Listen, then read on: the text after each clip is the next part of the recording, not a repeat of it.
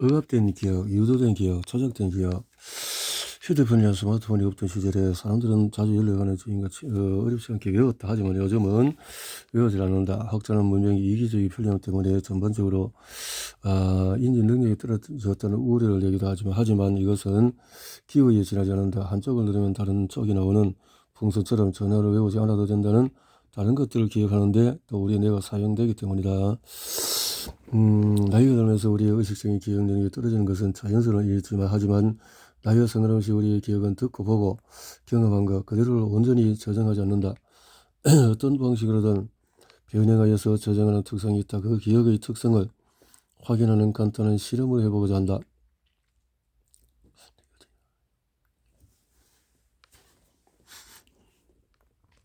해석장, 모래, 잠수, 원양, 수영, 파도, 바람, 어선, 물결, 해군, 어부, 해양.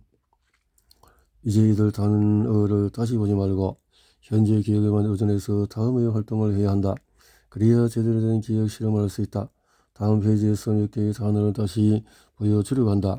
이때 제시하는 단어 가운데서 앞서 보았다고 확신할 수 있는 단어를 모두 골라보기를 바란다. 단어의 동그라미를 그래서 표시해 보아도 좋겠다. 바람, 모래, 바다, 수영. 이제 정답을 확인해보자. 요리는 앞서 보았다고 확신하고 당그러미 친 단어가 처음 읽었던 단어 목록 중에 있는가? 바람, 모래, 수영은 앞서 목록에 있는 단어들이다. 이 단어를 모두 골랐다면 그 사람의 기억은 매우 정확한 셈이다. 그렇다면 왜 바다라는 단어를 마치 정말 본 것처럼 기억할까? 이미 눈치챘겠지만은 앞서 제시한 단어들은 모두 바다와 관련이 이 단어들이 바다를 암시해서 목록에 없던 바다라는 단어가 잘못된 기억 이처럼 암시나 핵맥락을 통해서 실제 일어나지 않은 일을 일어난 것으로 잘못 기억하는 것이 오기억이다. 이를 허위기억이라고도 부르기도 한다.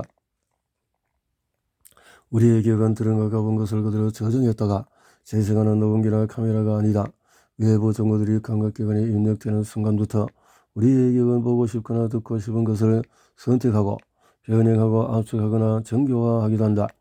정보들이 저장된 이후에도 새로운 정보들에 의해 저장된 정보가 다른 정보로 바뀌거나 혹은 심지어 어떤 것이 새로 생기기도 한다.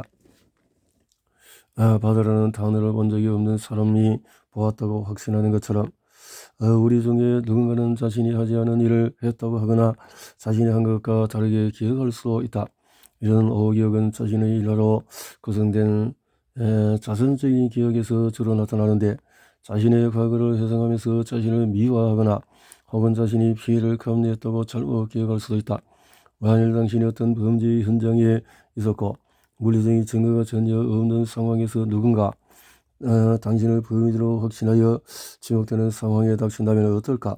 물론 당신은 범죄 현장에 있을 뿐이며 범인이 아니다. 판사나 배심원들이 확신에 찬 목격자의 증언을 믿게 되면 어떻게 될까?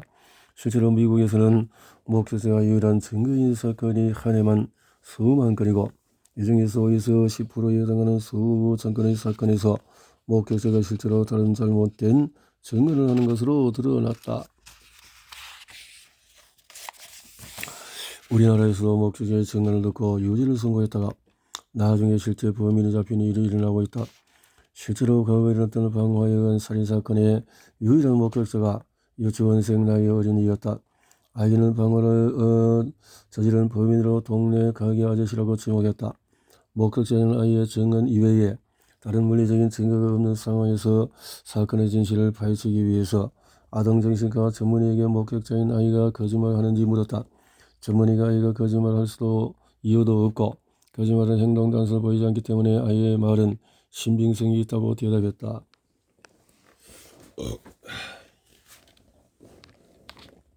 하지만 앞서 진행하는 기억 실험에서도 바다라는 단어를 분명히 보았다고 말하는 학생들이 거짓말을 한 게 아닌 것처럼 목격자가 단순히 거짓말을 하지 않았다는 것과 사건의 진실을 확인하는 것은 별개의 문제로 다뤄야 한다.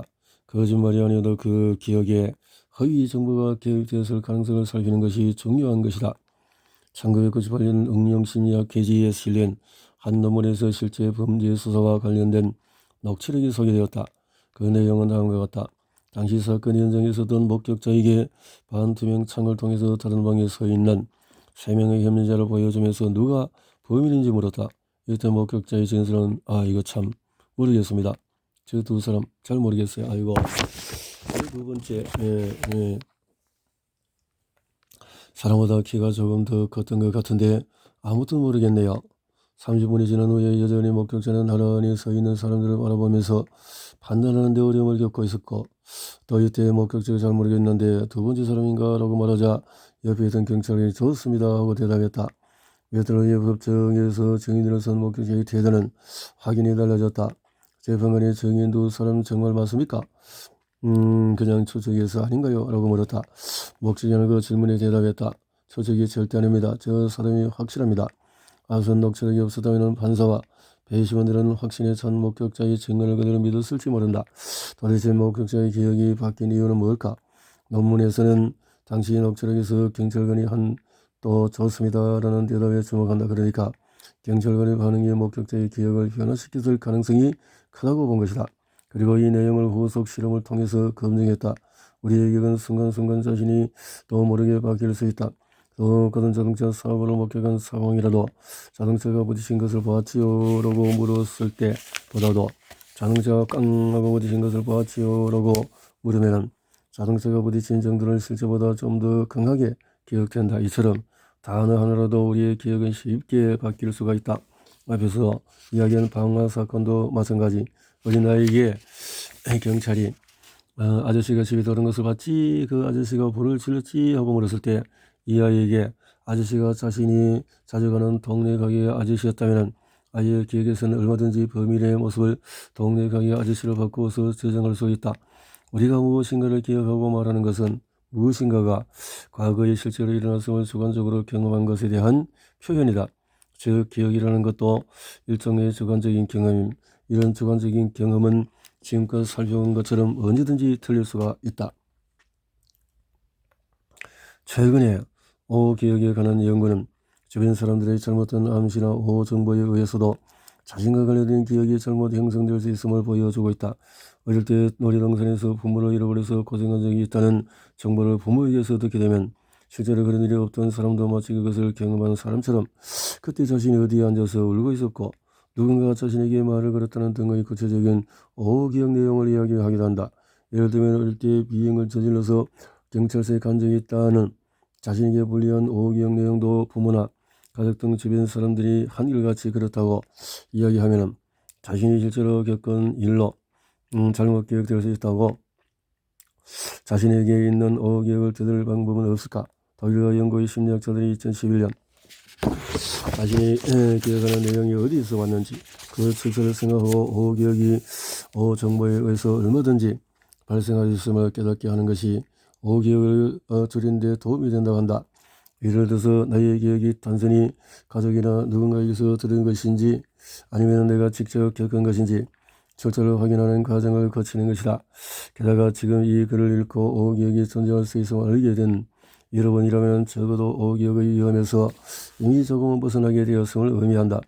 앞에서도 언급한 바가 있지만 최근 온라인과 소셜미디어를 통한 오정보와 가짜뉴스의 확산에 대해서 우려하는 목소리가 여기저기서 들려오고 있다. 가짜뉴스가 왜곡되고 확산하는 양상이 개인 수준에서 일어나는 오기억과 유사한 측면도 있다. 가짜뉴스가 재확산되는 이유는 바로 하나는 비록 그것이 가짜뉴스라는 것을 알게 되더라도 이전에 기사로 본 적이 있다면 사람들은 그것을 퍼나르는 것이 윤리적으로 크게 문제가 되지 않으리라고 판단하기 때문이다. 이러한 내용은 국제심리학 설지 2020년에 발표된 논문에서도 실증적으로 밝힌 바 있다.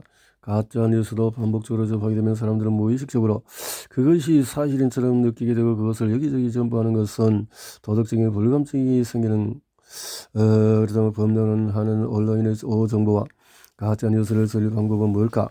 우선은 가짜 뉴스의 반복, 가짜 뉴스의 반복, 적으로 노출되지 않도록 사회적인 안전장치를 강화해야 하며 사실 확인 뉴스나 정보의 중요성을 인식하게 도와야 할 것이다. 지금 뭐 이제 이제 크게 두 번째로 마음을 속여서 만든 정답. 내가 나를 속일 때 거짓말은 사람 말이 하는 것일까? 말을 할 수는 없는 동물이라면 당연히 거짓말을 할 수 없을 것이다. 하지만 누군가를 속이는 행위는 여러 동물에게도 나타난다. 소위 해서는 안 될 관계를 알고 있음에도 집단의 우리머리나 배우자 몰래 짝짓기 하는 원숭이나 새들도 많고, 먹이를 얻기 위해서 혹은 천적을 피하기 위해서 한 속임은 수많은 동식물의 비일비재하게 나타나는 현상이다. 이런 맥락에서 보자면 인간의 거짓말 역시 너무나도 자연스러운 현상 중의 하나다. 도덕적으로 혹은 합법적으로 잘못된 일을 저지르고도 나는 그러지 않았다고 거짓말하는 일들을 우리 주변에서 어렵지 않게 찾아볼 수가 있다. 사실 누군가를 속여서 자신의 이득을 취하게 되는 일은 비일비재하다. 바이스의 피싱을 비롯해서 각종 사기와 부정행위가 지금도 사회 곳곳에서 동시다발적으로 일어나고 있다. 부모님에게 용돈을 더 타내리고 필요 없는 책을 사야 한다고 거짓말하거나, 늦잠 때문에 하게 되는 제약을 피치 못한 사고나 질병 탓으로 돌리는 것은 차라리 A교처럼 느껴진다. 부정유시, 부정계약, 탈세를 비롯한 각종 부정부패와 비리 사건을 하는 뉴스가 끊이지 않는다. 크고 작은 이익 집단은 물론 국가 간에도 자국의 이익을 위한 기만과 거짓은 차고 넘칠 만큼 존재한다. 일반적으로 거짓을 말할 때에는 진실을 말할 때와 다른 신체의 반응이 나타난다. 우선 우리 마음을 담당하는 내가 사실을 억제하고 없는 사실을 만들어야 하는 추가적인 인지적인 부담을 갖게 되고, 거짓이 탄로날지도 모른다는 정서적인 긴장과 압박으로 자신도 모르게 심장박동이 빨라지거나 얼굴이 붉어지고 침이 마르거나 손에 땀이 나기도 한다. 우리의 자율신경계가 작동하는 것이다. 거짓말 탐지기도 이런 원리의 근거에서 만들어졌다. 사실을 말할 때와 거짓을 말할 때의 신체에서 일어나는 미세한 변화를 탐지해내는 것이다. 하지만 거짓말을 하는 모든 사람에게 이런 변화가 일어나는 것은 아니다. 또한 거짓말의 종류나 그 영향력에 따라 혹은 거짓말하는 상황에 따라 거짓말 탐지기가 안 될 수도 있다. 가령 어떤 사람이 같은 거짓말을 반복해서 연습하고 심지어 마음속으로 실제 일어난 것처럼 생생하게 수도 없이 상상한다면 거짓말하는 탐정이는 무용지물이 될 수 있다. 거짓말에 대한 죄책감을 전혀 느끼지 못하는 사람이라면 거짓말 탐정이를 속이기는 더욱 쉬울 것이다. 사실 인류 역사는 속이려는 자와 속지 않으려는 자의 싸움으로 이어져 왔다고 할 수 있다. 정치가 그렇고 경제와 문화가 그렇다. 기업이나 국가 간의 정보 전쟁은 지금도 치열하게 일어나고 있다. 모기감에 들키지 않게 접근하는 것은 많은 보직자가 즐겨 사용하는 생존 전략이며, 모기감 역시 보직자들을 쏘기 위한 다양한 위장전술을 사용한다. 힘센 우두머리 몰래 짝짓기를 하는 침팬지부터 일부 일처라고 생각했던 새들조차 최근에 유전자 검사를 통해서 배우자 몰래 바람을 피우는 것으로 알려져 있다. 하지만 이 역시 번식을 위한 전략일 뿐 놀랄 만한 일은 아니다. 결국 우리 인간 역시 생존과 번식을 위해서 속이려는 자와 속지 않으려는 자 사이의 전쟁을 계속하고 있다. 대부분 조직이나 사회에 고가에서 거짓말하는 사람은 손가락질을 당하고 부정적인 주된 악으로 받아들이도록 교육해왔다. 그 이유는 거짓말이 그 조직이나 사회에 고가에 승진하는 데 해를 끼치고 위협이 되기 때문이다. 배우자에 대한 부정적인 가정을 와해시킬 수가 없다. 자신의 이익을 위해서 회사에 거짓 보고를 하거나 기업의 기밀을 빼내는 일은 조직의 다른 구성원들의 생존에 위협이 되는 행위다. 국가 차원에서 간첩이나 이적 행위 등등도 속이려는 자와 맞서 속지 않고 손해를 보지 않기 위해서 사람들은 저마다 자기가 속한 위치와 차원에서 끊임없이 노력하고 순간마다 안전장치를 만들고 있다. 내가 속한 과학이나 학문 영역에서도 각종 위조나 표절, 또 데이터 조작 같은 속임으로 자신의 학술 활동과 연구적인 성과를 지켜내기 위해서 노력이 계속된다. 또 가정에서 배우자가 지난밤 누구를 만나서 귀가했는지에 대한 관심부터 먹거리 원산지나 유통기간 각종 생필품의 성분, 첨단과학 기술이나 금융과 군사 정보에 대한 감시나 보안의 강화도 속지 않으려는 노력의 일부이다. 윤리가 강조되고 거짓으로부터 자신과 자신이 속한 공동체를 보호하려는 노력이 계속되는 이유는 그만큼 부정과 속임수가 만연하기 때문이다. 정직을 강조하는 문화는 그만큼 정직이 절실하다는 방증이기도 한 것이다. 속이는 행위는 일반적으로 자신이 하는 누군가를 속이는 것이 대부분이고 그 누군가는 또 자신이 속았던 것을 몰라야 비로소 제대로 속이는 일이 된다. 즉 누군가가 속고 있다는 것을 눈치채는 순간에 속이는 행위는 실패한 것이다. 그렇다면 사람들은 타인이 아니라 자신을 속일 수 있을까? 자기 자신을 속이는 자신이나 속고 있는 자신도 속이고 있다는 것이나 이렇게 어려워 보이는 일을 우리는 정정한다. 자기 기만이라고 부르는 일들이 주변을 돌아보면 심천치 않게 일어나고 있다. 심리학에서 유명한 실험 하나를 소개하겠다. 미국 심리학자가 레온 페스팅거와 그의 동료들은 실험에 참가한 사람들에게 극도로 재미가 없고 지루한 작업을 1시간 동안 하도록 했다.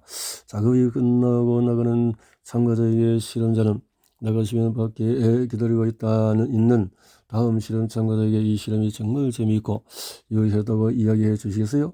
하고 부탁하면서 일부 참여자에게는 1달러씩 또 일부 참가자에게는 20달러씩을 지급했다.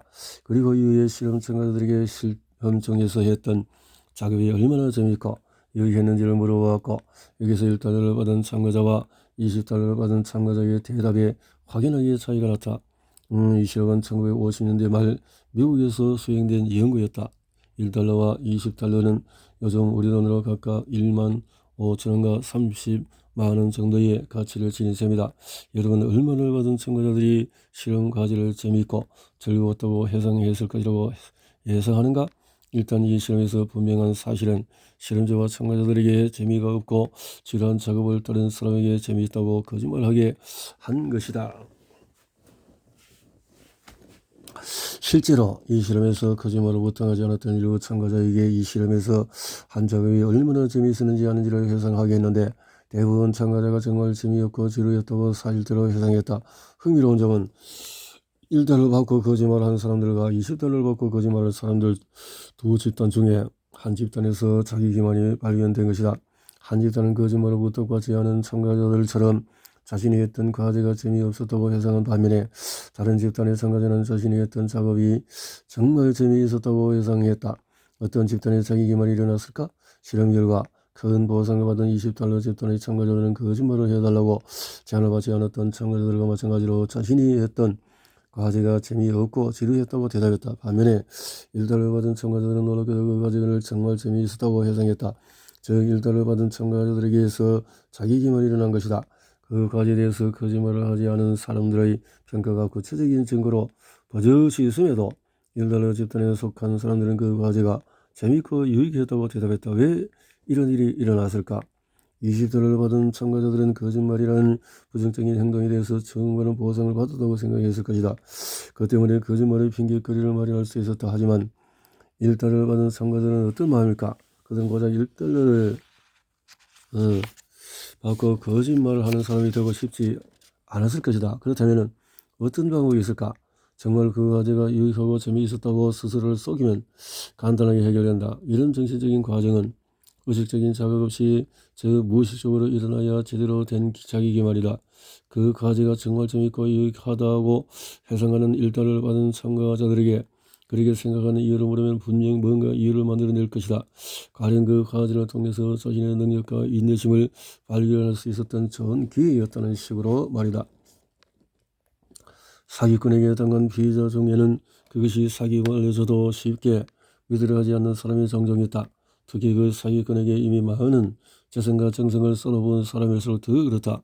인류 심판의 특정한 날이 온다고 외치는 종교 집단에서 그날이 지나도 심판이 일어나지 않으면 썩었다고 해산할 것 같지만 오히려 다른 이유를 만들어서 신앙심을 더 강화하기도 한다. 사실을 인정하기는 그동안 투자한 자본이 너무 많기 때문에 스스로 속이는 사람이 사실을 직시하게 만드는 일 역시 생각처럼 쉽지 않다. 자신이 믿고 있는 정보를 받아들이고 그렇지 않은 정보들은 차단하든지 별거 아니라 생각하든지 아주 예외적인 경우라고 생각해버리기 때문이다. 몇 해 전에 하버드 조의 찬수 교수와 동료들의 실험 연구는 자기 기만이 과거의 일에만 국한되는 것이 아니라 미래를 예측하는 일에도 나타날 수 있음을 보여주었다. 연구자들은 실험에 참가한 대학생들에게 수학적인 지능을 측정하는 문제라고 하면서 팔문항의 어려운 수학 문제를 풀게 했다. 시험의 채점을 마친 뒤에 같은 난이도로 백문항의 문제를 추가로 푼다면은 자신의 예상 점수가 어떻게 될지를 답하도록 했다. 이때 학생들이 나누어진 시험지 일부에는 무작위로 시험지 하단에 정답이 적혀 있었다. 실험 결과 하단에 정답이 적혀 있는 시험지를 받은 집단의 경우에 시험 점수와 미래의 예상 점수가 모두 그렇지 않은 집단에 비해 10%가량 높았다. 분명한 사실은 정답이 적힌 시험지를 받은 학생 중에서 누군가가 하단의 정답을 참고해서 답을 썼고 이 때문에 평균 정답이 올라간 것이다. 이렇게 부정행위를 통해서 정답률이 올라갔지만은 미래를 예측할 때 자신이 정답을 받기 때문이 아니라 자기 실력의 덕이라고 생각해서 점수도 훨씬 높게 나타났다는 것이다. 이처럼 부정행위를 통해 좋은 점수를 받은 학생들은 나중에 비슷한 난이도의 시험에서 몇 점 정도를 취득할 수 있을지 예측하게 했을 때 왜 스스로를 속일까? 자기 기만을 통해서 자존감 그리고 자기 스스로를 완전히 속여 다른 사람들을 쉽게 속일 수 있다. 자신이 실력도 있고 부정행위도 하지 않은 사람이라 스스로 믿어야 다른 사람에게도 당당하게 행동할 수 있기 때문이다. 하지만 거짓이 드러났을 때 자기 기만처럼 비싼 비용을 지불해야 되는 행위도 없다. 자신을 보호하기 위해서 자기 기만이 자신과 주변 사람들을 힘들게 할 수가 있다.